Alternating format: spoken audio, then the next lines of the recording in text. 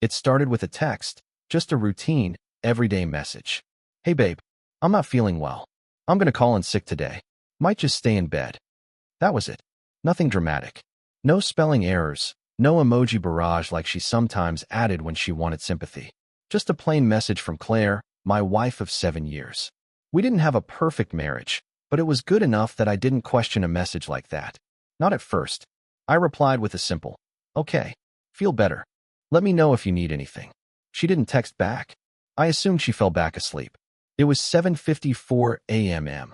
That morning, I was already in the car headed to the office. I remember the sky being unusually gray for a spring day, overcast and muggy, as if the clouds hadn't decided yet whether to release their rain. Claire worked in PR for a boutique firm in the city. Long hours, high stress, a lot of networking. She got sick every so often, especially after big product launches or late-night events. I never thought much of it, but something didn't sit right. Maybe it was the way she ended the text, abrupt. Claire was never that minimal, not with me. Still, I brushed it off. I had deadlines.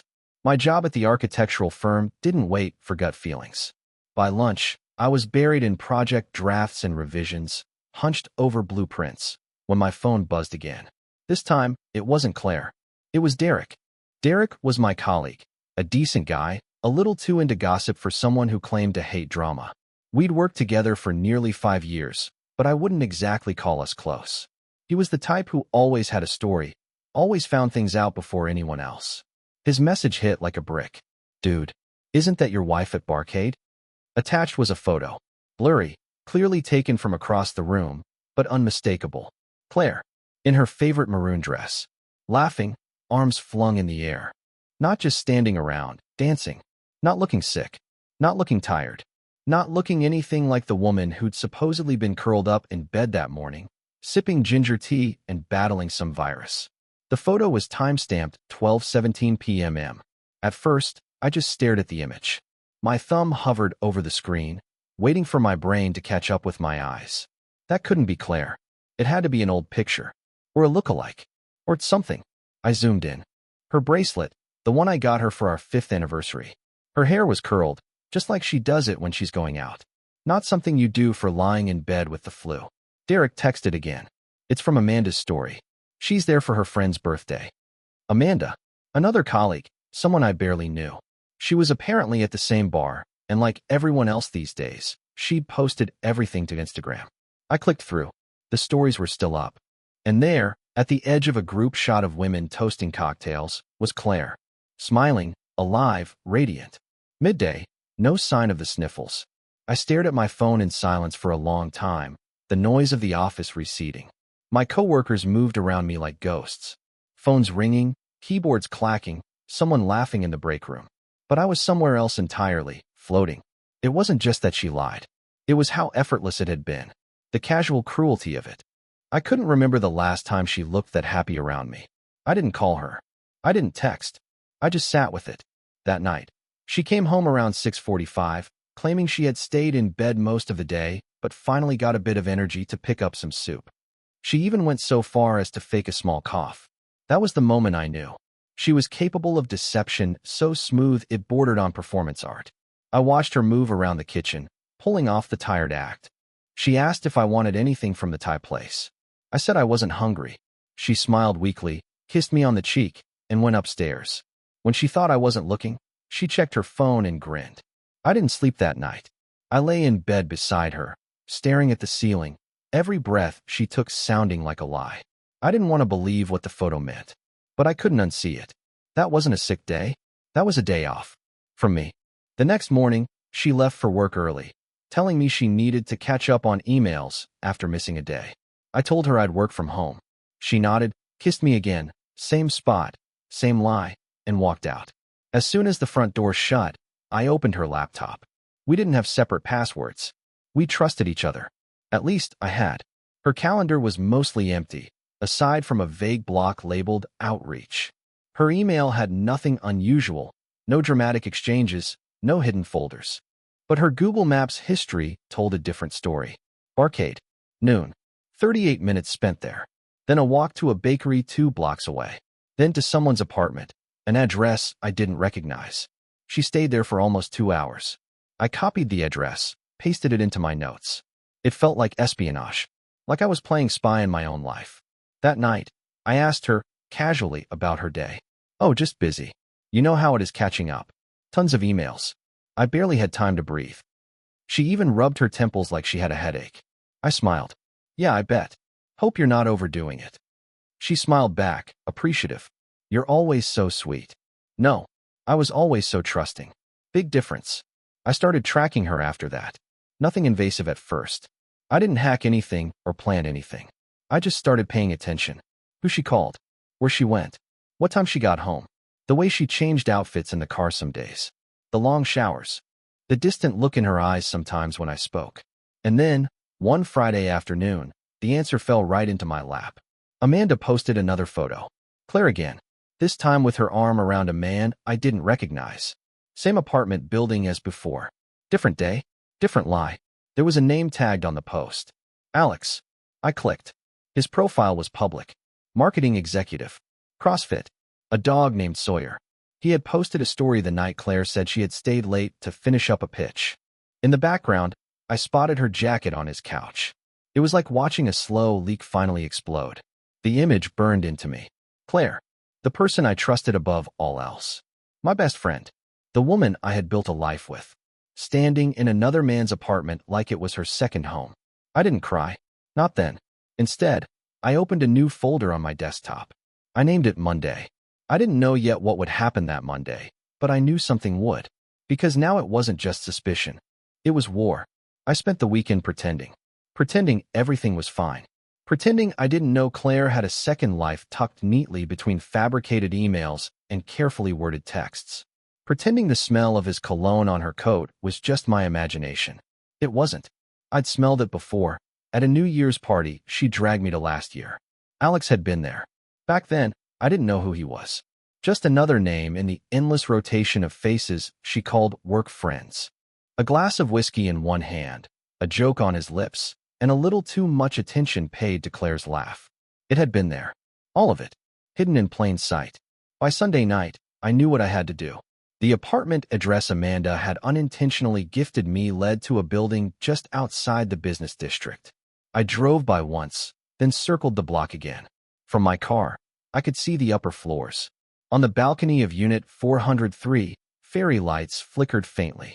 Cozy, romantic, intimate. Her car wasn't there. Neither was his. But the doorman's face was familiar. Older, lean, half-bored. I made a note of the building's name, then returned home with a pit in my stomach. The quiet inside the house felt dishonest, like even the walls were holding secrets. Claire was already in bed when I got back. She smiled faintly, eyes closed, lips parted just enough to fake the rhythm of sleep. I didn't believe it for a second. The next morning, I rose before her. She stirred briefly, mumbled something about needing to be at the office by 9. I made coffee, let her go through her routine, kissed her goodbye like I always did, even though I wanted to recoil. Then I followed her. It felt ridiculous at first, like I was in one of those cheesy thrillers Claire used to mock on late-night TV.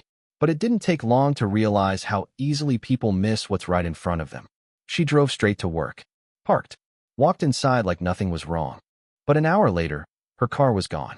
I watched from a cafe across the street, sipping burnt espresso, pretending to check email. I saw the exit gate lift. She didn't return until after lunch. I checked her work calendar later that night while she showered. Client pitch review. It read from 10:30 to noon. She'd been with him. I knew it in my bones. I dug deeper. Searched her email while she was brushing her hair. She rarely logged out. Her inbox was scrubbed clean. Too clean. The drafts folder was empty. Trash recently emptied. Sent messages perfectly curated, almost sterile. But one thread remained. A chain of messages from a shared cloud folder. At first glance, it looked like an internal collaboration. Design concepts for Fulcrum campaign. The subject line read. Boring. Innocuous. But I opened it anyway. And inside, it started like work. Then it bled. I can still smell you on my fingers. Last Thursday was heaven. Can't wait to see you again. I'll say I'm sick again if I have to. Wish you were under this desk right now. No names. No explicit signatures. Just initials. Hers. His. C and A. She'd written them. I recognized her style. Her humor. Her cruelty. I downloaded the messages. Saved them to the folder on my desktop. Monday, I reminded myself. That night, I lay beside her again. I stared at the ceiling while she sighed softly, her breath warm against my neck. I remembered when that sigh used to soothe me. Now it felt like a trick. A weapon. I barely slept. By Tuesday morning, I had a plan. I called in sick myself, my voice low and gravelly. I told my boss I had a fever. He bought it. Why wouldn't he? I wasn't the one dancing in bars. Claire left the house around 8:15, dressed casually in jeans and a black sweater. Not her usual workwear. Not the tailored blouses and pencil skirts she flaunted in meetings. This was an outfit for comfort. For someone she didn't have to impress anymore. That stung more than I expected. I waited 10 minutes, then followed. This time, she didn't go to the office. She drove straight to that apartment building. Unit 403. Her car disappeared into the underground garage. I parked a block away and walked the rest. I knew what I was doing was wrong. Illegal, maybe. But in that moment, I didn't care. I just needed confirmation. Final proof. The building had a coffee shop on the first floor. I went in, ordered a drink I didn't want, and sat by the window. I waited. Watching. Calculating. 20 minutes later, I saw them. Claire stepped out onto the balcony. Laughing. Barefoot. Hair down. She was holding a mug, gesturing toward something inside. Then he appeared. Alex. He wrapped an arm around her waist and kissed the top of her head. She leaned into him. That was it. The moment. The betrayal no longer hidden in shadows. Not whispered or coded in initials. Out in the open. A slice of daylight across my chest. I didn't go home. Not yet. Instead, I drove aimlessly. I didn't remember the route, only that I ended up at a public park across town. I sat in the car for hours, watching people walk dogs, push strollers, sip from thermoses. It felt like I was underwater, seeing everything through warped glass. I stayed there until my phone buzzed. A text from Claire. Hey, I'm grabbing drinks with Amanda and Marcy after work. Don't wait up, kiss mark. The gall. The outright lie. Again.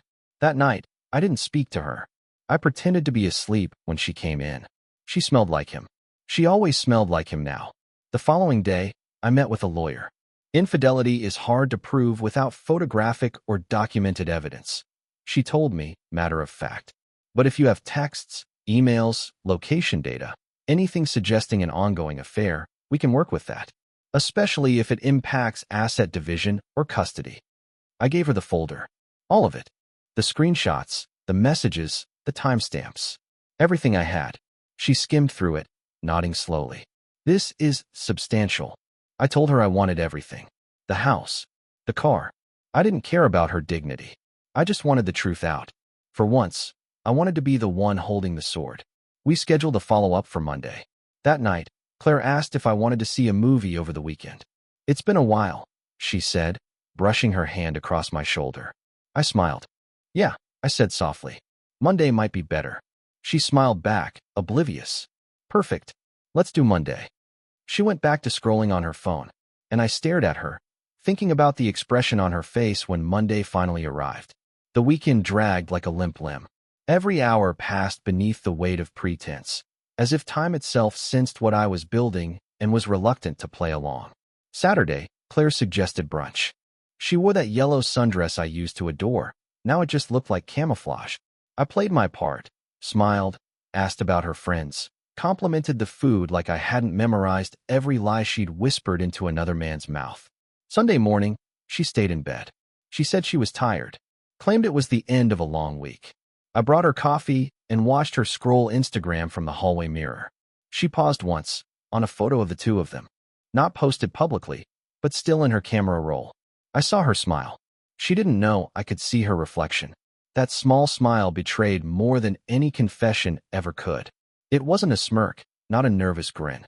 It was warmth, nostalgia, love. She looked at his face like it was the home she always wanted. That evening, I sat alone in my car, 2 blocks from the apartment building again. I didn't want to be there, but I needed to see it one last time before everything changed. The place where the truth lived while I was buried in illusion. Where Claire's sick day lie wasn't a mistake, it was a practice run. I stared at the balcony where they'd touched so easily. Lights off now. No laughter. Just shadows. I whispered to no one, tomorrow. Monday came. Crisp air. A faint mist hung over the street, like nature itself knew something was about to fracture. Claire left early. She dressed up, black slacks, blazer, a twist in her hair that meant she was trying. But not for me. That part stung less now. It was just a fact, like gravity or concrete. I waited until she was gone, then loaded the USB stick into the envelope. Inside were everything I'd collected: the emails, calendar traces, photos, even the cloud folder with those salacious messages signed C and A gallery of betrayal in neat digital rows. I labeled the envelope with bold black letters, "To whom it may concern." Then I drove to her office. Claire worked at a boutique PR firm nestled in a refurbished loft. Polished concrete floors, glass-walled conference rooms, Edison bulb lighting, Instagram ready. I'd been there a handful of times for holiday mixers or casual lunch drop-ins. Enough to know the receptionist, Lena. "Hey, Aaron," she chirped when I walked in. "Here to steal Claire for lunch." I smiled. "Not today. Just dropping something off." She nodded. "Want me to take it to her?" "Actually," I said, handing it over, "it's for Joy, Claire's boss." Lena blinked, her hand frozen midair. "Oh, yep. It's time-sensitive." That was all I said. I turned and left before she could press further. It wasn't about drama. It wasn't about spectacle. It was about leverage. And the clock was ticking. Joy would open the envelope. She'd see the email threads, how Claire used client time to sneak away, how she looped personal affairs into business trips, even writing off expenses. Claire had always bragged about how tight she and Joy were. I was about to test that. I didn't hear from Claire all morning. By noon, I got a text. "What did you do?" No greeting. No emoji. Just raw panic. I didn't reply. 3 minutes later, another message. "Aaron, seriously, what the hell is going on? Joy wants to see me. I don't understand." Still, I said nothing.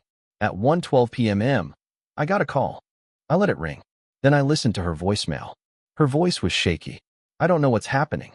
Joy just called me into her office. I don't know what you sent or why you're doing this. Call me back." She sounded afraid. Good. By 2:45 p.m., I saw the apartment listed online. Alex's.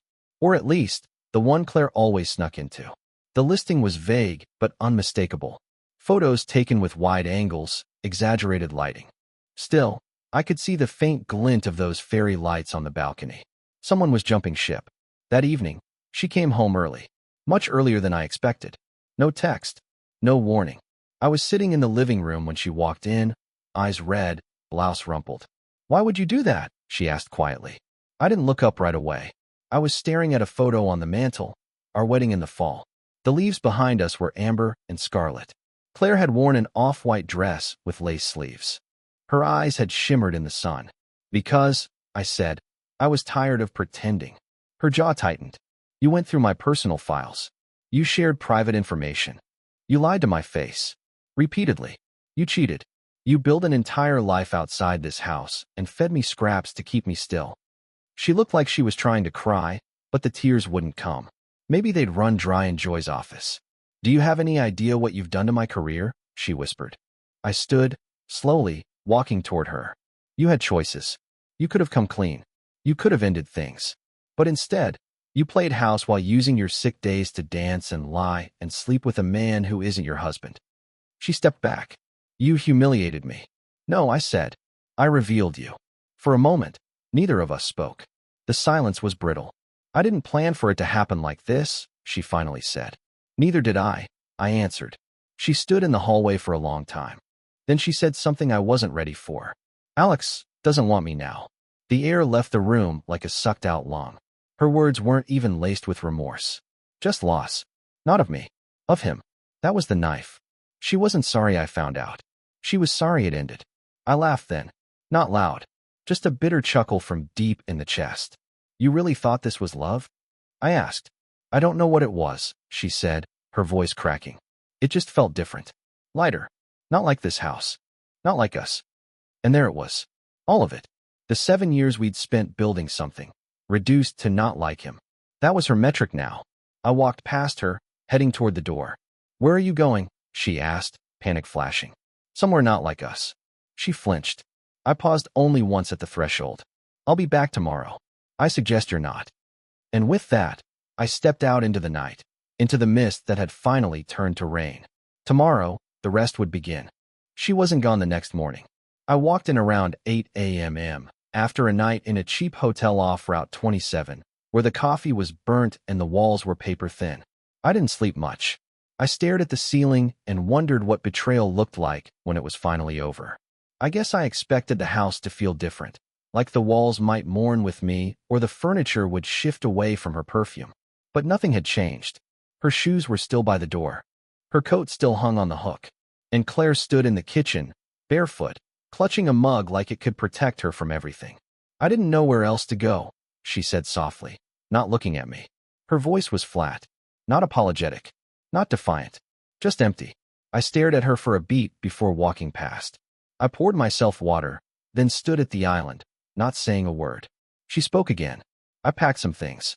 I didn't know if I was allowed to." "Allowed?" I echoed, glancing at her. "You think this is about permission? I don't know what this is anymore."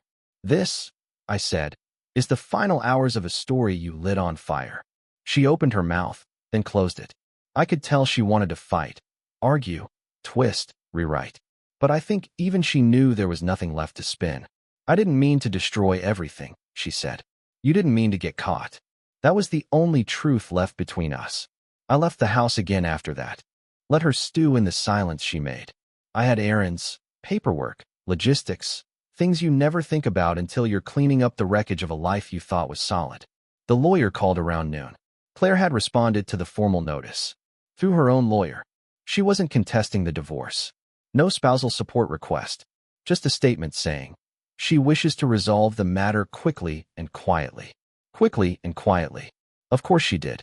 I returned home around 3 p.m. The coat was gone. The shoes. Her favorite ceramic mug.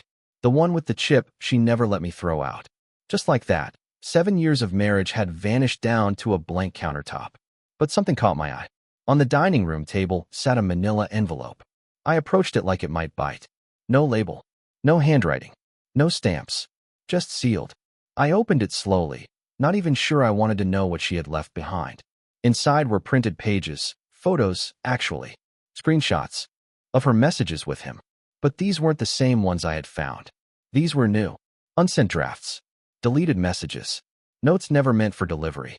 In one, she wrote, "He doesn't deserve this. But I can't stop. You feel like oxygen and I've been suffocating." Another, "Sometimes I wonder if I sabotaged everything because I was scared we were too happy. Like I needed to burn it down before it burned me." And one more, "If Aaron ever finds out, he'll never forgive me. And I won't blame him." I stared at the pages for a long time. They weren't apologies. They weren't love letters either. They were confessions she only ever whispered to herself. I didn't know what to do with them. Burn them? Keep them? Frame them like a war trophy? Instead, I slid them back in the envelope, sealed it again, and shoved it into the bottom drawer of my desk. Maybe I'd throw it away next week. Maybe I'd keep it forever. Maybe someday I'd forget it existed. But not today. That night, I sat on the back porch with a beer in one hand and silence in the other. The backyard was dark, the garden unkempt. Claire had once loved planting flowers. The dirt looked hollow now, like even the earth had given up. I thought I'd feel better, that there would be some satisfaction in the exposure. And maybe there was, for a moment. Watching her face crumble when her web of lies unraveled, that had been something. But now it just felt hollow. Like revenge had burned hot and quick and left only smoke. Around 10 p.m. I got a text from Derek. "You good, man?" Simple. Uncharacteristically sincere. I typed back, getting there. He replied, "You want to hear something wild?" I hesitated, then typed, "Sure." 2 seconds later, a photo popped up. Alex, at the same bar where Claire danced during her sick day. But not with her. With someone else. Not just standing together. Not just laughing. His hand was on her waist, mouth near her ear, whispering something intimate. Timestamp, today. My first reaction wasn't rage. Or jealousy. It wasn't even surprise. It was clarity. Claire hadn't just been a betrayal. She'd been a placeholder. A station on a route he never intended to end with her. The next morning, I drove back to her office. Not with fury, not to fight. I just wanted her to know. To see. I didn't go inside. I waited. At 9:07, she exited the elevator with a coffee in hand. moving quickly toward the sidewalk. I stepped out of my car and walked toward her. She froze. I didn't speak. I simply held out my phone. The photo of Alex. Today. His hand on someone else's waist. Claire's face collapsed. It wasn't a dramatic sob or scream. Just a slow shattering. Eyes dimmed. Shoulders fell. You should know, I said calmly. In case you were still planning on mourning him. Her lip trembled, but she said nothing. I turned to leave. She reached out, barely touching my sleeve. Aaron, she whispered. I stopped but didn't turn around. Was any of it real? She asked. It took me longer to answer than I expected. Finally, I said, yes, until it wasn't. And I walked away. The weight didn't lift. It settled. Sometimes the truth doesn't free you. It just clears the fog so you can see the damage. I drove home in silence. One more step left. And tomorrow, it would come. The divorce papers were signed 2 weeks later. No courtroom drama. No long speeches. Just 2 names inked on the dotted line like signatures on a death certificate. Claire didn't contest a thing. Her lawyer barely made eye contact. She was quiet, not defiant, not apologetic. Just tired. Maybe it hit her. Maybe not. But I didn't ask. She moved out of the house for good 3 days after. Took only what she needed. A few boxes, some clothes, and the chipped mug she always loved. I let her have it. That, and the memories she'd have to carry. I kept the house. It wasn't a matter of property or pride. It was the principle. I had built more than a mortgage here. I'd built a life. Even if that life had rotted beneath the surface, it was still mine. The day she left for the last time, she paused on the porch. I stood in the doorway, arms crossed, not leaning forward, not inviting her in. She looked at me, eyes softer than I expected. No mascara, no performance. I don't know how to undo it, she said. I didn't reply. I keep wishing I could go back and stop myself. I exhaled slow. Wishing's cheap. You paid for it already. She nodded. I hope you find peace. You too, I said. Eventually. She stepped off the porch, climbed into her car, and drove away. No rear-view glances. No final waves. That was it. Afterward, I took a week off work. Told my boss I needed space. The vague word people use when they don't know what healing looks like. I wasn't even sure what I was doing, honestly. I just knew I couldn't sit in meetings pretending to care about roof angles and load-bearing beams. I deleted the shared albums, tossed the anniversary cards, boxed the wedding photos, and pushed them to the back of the attic. I didn't burn them. I wasn't angry anymore. Just done. Grief, as I learned, is less a tidal wave and more a faucet. It drips, then pours, then stops, then comes back just when you think you've dried out. But it does lessen. Slowly. 3 weeks later, I got a message from Joy, Claire's former boss. Lunch sometime? On me. I hesitated, then replied, sure. We met downtown, somewhere neutral. She looked sharper than usual, shoulder-length hair curled just so, a fitted jacket, calm confidence. I want to thank you, she said, sliding a glass of water across the table. For what? For the truth. Claire might have wrecked herself eventually, but what you showed me, it let me stop the bleeding. She say anything? Not much, Joy said. She quit 2 days after everything blew up. Tried to apologize. I didn't let her finish. I nodded. Probably for the best. We talked for an hour. About work, about betrayal, about people who fool even the smartest of us. Turns out Joy had suspected something was off for months. The sick days. The half-baked excuses. But she never thought it was that. No one expects betrayal to wear a smile, I said. Joy raised her glass. To clean exits. We clinked. And that was that. I didn't see Claire again, not in person. But I heard things. From friends. From whispers in passing. She tried dating Alex again. Didn't last. He ghosted her after 3 weeks. Moved cities. Some say he started something with someone younger. Someone less complicated. She stayed in town, picked up freelance work, kept to herself. I wasn't curious. But I wasn't cruel either. If she found peace, good. If she didn't, that wasn't my job anymore. As for me, I stayed single. Not because I was broken, but because I wanted silence. Stillness. Time. I rediscovered my old hobbies. Guitar, hiking, the occasional sketch. Things that didn't require conversation. Things that didn't lie. One night, almost 5 months after everything, I stood in the backyard under the stars. The fairy lights Claire once insisted on were still up. I hadn't taken them down yet. Maybe I never would. They weren't hers anymore. They were just lights now. I breathed in the cool air, felt the solid earth under my feet, and for the first time in months, I didn't feel angry, or hurt, or hollow, just present. A week later, I got a call from my brother, Evan. He'd recently split from someone, too, though under less dramatic circumstances. You ever feel like going somewhere just to breathe? He asked. All the time. Road trip. I paused, then smiled. Yeah, why not? We drove south, no map, no destination. Just two guys, two bags, and a playlist of memories. We hit small towns, ate at places with sticky menus and waitresses who called us Han, slept in motels with parking lot views and ice machines that barely worked. And somewhere near Asheville, at a diner with pancakes bigger than plates, I saw a woman reading alone in a booth. Auburn hair, glasses, laugh that made the air warmer. I didn't approach her. Not yet. But I remembered her. Because for the first time in a long time, someone new didn't feel like a betrayal to the past. She just felt like possibility. When we got back home, I felt lighter. Not healed. Not perfect. But whole. I stood at the bathroom mirror one night, brushing my teeth, and caught my own reflection. I looked tired. But I also looked free. Claire's sick day had started the unraveling.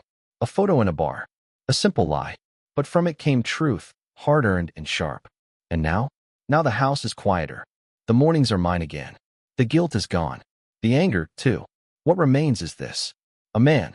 Not broken. Not bitter. Just ready for whatever comes next.